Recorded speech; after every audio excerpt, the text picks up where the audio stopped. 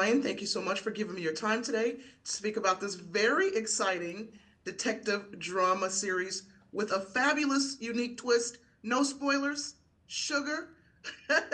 My first question for you today is what can you tell us about your character and how she fits into the world of private investigator John Sugar? Yeah.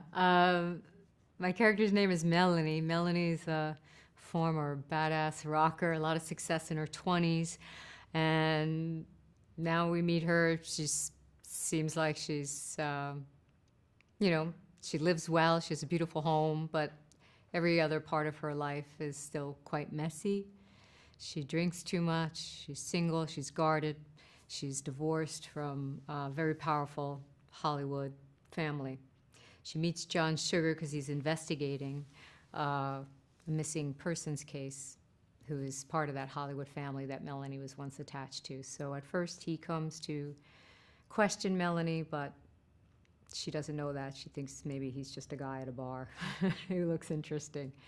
But soon there's a kinship that each recognizes in each other. And from that, this genuine friendship forms throughout the series of them. Now, speaking of John, played by, of course, Colin Farrell, how would you describe working with him and the type of creative energy that he brings to a set? Um, Colin Farrell is an excellent, excellent, fine actor and a deeply kind human being, full of just buoyant energy that really lifts, you know, when you're working long hour days. I mean, the crew is lifted, the cast is lifted. And Colin is also our producer, but he had such a sharp eye on the whole arc of the piece as well. And if anything felt false along the way, you know, he really dug his heels in the right way to fight for all the characters, not just his own. You know, like how can we make them more complex? Let's not cut corners. We can take the time; it'll pay off.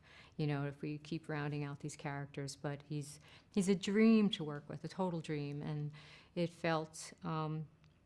You know, he's so at ease, and we had friends in common that I felt like I'd known him a long time. So the work felt very liquid with each other, you know, and it was just a real dream to work with him.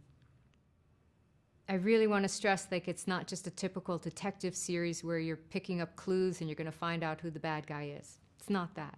That's part of it. We'll find out what happens, you know.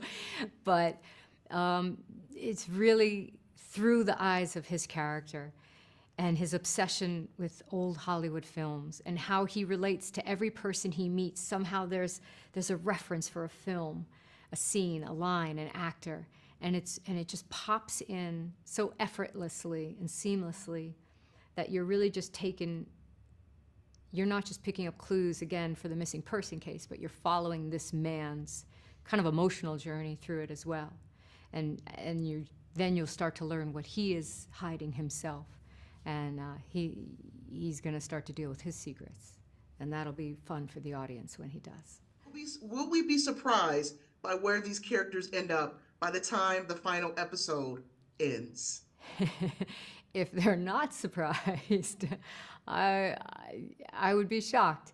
I suppose, you know, there's always one or two. They're out there.